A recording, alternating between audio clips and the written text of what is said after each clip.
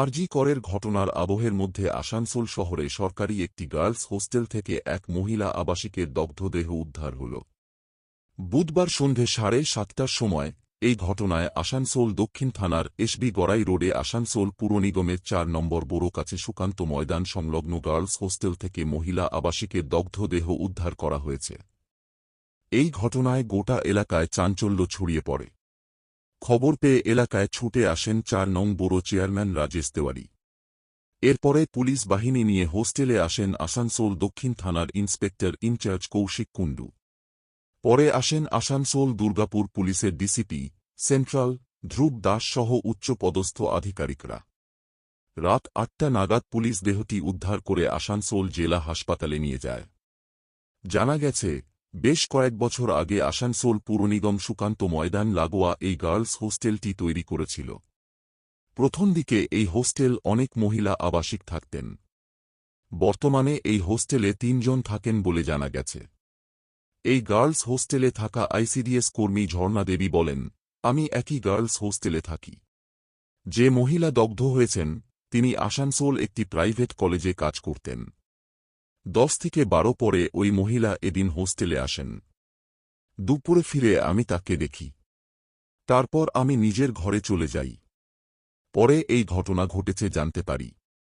ঘটনার খবর ঘটনাস্থলে পৌঁছে প্রাথমিক তদন্তের পরে আসানসোল দুর্গাপুর পুলিশ কমিশনারেটের ডিসিপি সেন্ট্রাল ধ্রুব দাস বলেন, অগ্নিদগ্ধ হয়ে একটি মহিলার মৃত্যু হয়েছে।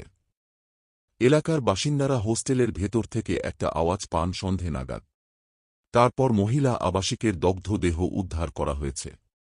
তিনি আরও বলেন, ফরেনসিক বিশেষজ্ঞরা ঘটনাস্থলে আসছেন। তাদের ডেকে পাঠানো হয়েছে। তারা বিষয়টি নিয়ে তদন্ত করে দেখবেন। তবেই মৃত্যুর প্রকৃত কারণ জানা যাবে। তিনি বলেন, বর্তমানে একটি অস্বাভাবিক মৃত্যুর মামলা করা হয়েছে।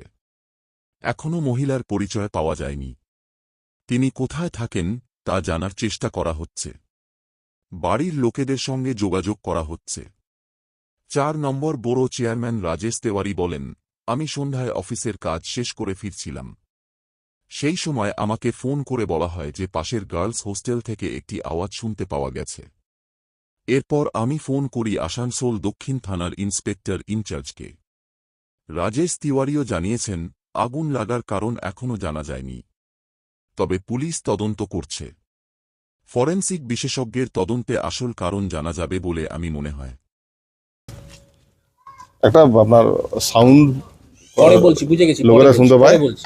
তারপরে এখানে এসে দেখতে পায় একটা নাম কি ভদ্রমহিলার নাম স্যার এখনো একজন মহিলা অর্ধদগ্ধ অবস্থায় পড়ে আছেন। তো পুলিশ খবর পেয়ে এখানে এসছে। এখানে এসে আমরা পিও ডেড বডি শিফট হয়েছে, যা ইনভেস্টিগেটিভ ফর্মালিটিস আছে আমরা তাকে করছি। আর আমরা ফরেন্সিক ল্যাবরেটরিকে ডাকবো, ওনারা আসবেন, তবে দেখা যাক কি হয়েছে এটা জানা যাবে।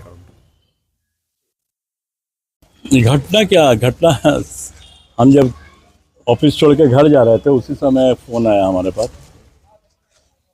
हम उस समय कोर्ट में ही थे, तो कुछ आवाज़ आया। आवाज़ आने के बाद थोड़ा आग जला, तो हमारे बोरो के स्टाफ लोग ने हमें फ़ोन किया। फ़ोन करने के बाद ये जो घटना हुआ, अब तो पुलिस आ गई है। मैंने तुरंत ही आईसी को फ़ोन किया, पुलिस को भेजा।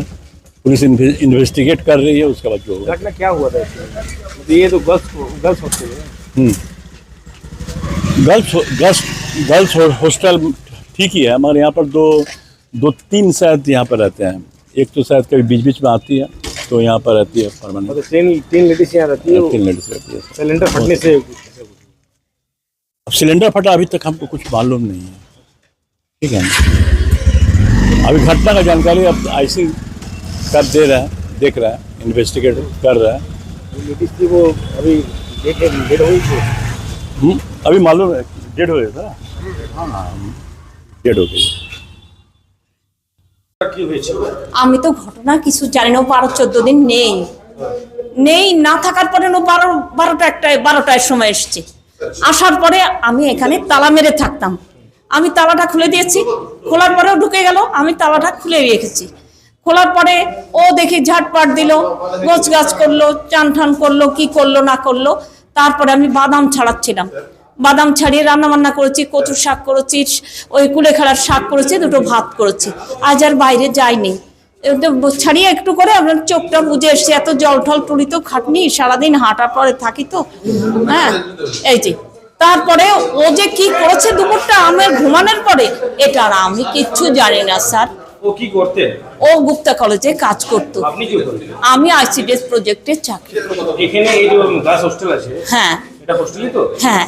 এখানে কয়জন থাকতো? কয়জন এখানে চন্দনা, এখানে অনেক মেয়েই প্রথমে থাকতো, আস্তে আস্তে আস্তে আস্তে সবাই রিটায়ার, কেউ বিয়ে থা করে নিল, কেউ চলে গেল, কেউ অসুবিধার জন্য হয়তো বাচ্চা কাচ্চা হবে ঘর ছেড়ে দিল, আস্তে আস্তে চলে গেল। কিন্তু এদের এটাই দুর্ঘটনা, এদের একটা বোন গলায় দড়ি দিয়ে মরে গেল, একটা বোন একটা মেজ দিয়ে আগুনে পড়ে মরে গেল। আবার সেই সিচুয়েশন লাইন এদের, এখানে কি করেছিলেন? আমি তো জানি না, 11-12 দিনও নেই, কোথায় গেছে কি ব্যাপার। ওই আমাকে যখন বললো যে তুমি হসপিটালে ভর্তি করো, আমি বললাম এই সিচুয়েশনে আমি পারবো না, আমার কাজের চাপ, আমি কিন্তু তোমার নিজের লোক না, আমি বোর্ডার, তুমি বোর্ডার, সেই মুহূর্তে তোমাকে আমি ভর্তি করতে পারবো না, তোমার নিজের লোক কাছে যাও। পরের দিন ওই বিবেক রায় যে আমাদের পাহারাদার, তার কাছে গেল, কোথায় হসপিটালেও ভর্তি করলো, হসপিটালে গেল, যাওয়ার পরে তার পরের দিনের সকাল 5টা 5:30 ভিতরে না কবে ও বেরিয়ে চলে গেল। আমিও সেটাও দেখিনি, কাজে কর্মে আমার কাজ নিয়ে আমি ব্যস্ত থাকি। তারপরে 12-14 দিন বাদে ও আসলো, আসার পরে এই দুর্ঘটনা তুমি ঘটালে কেন বাপু?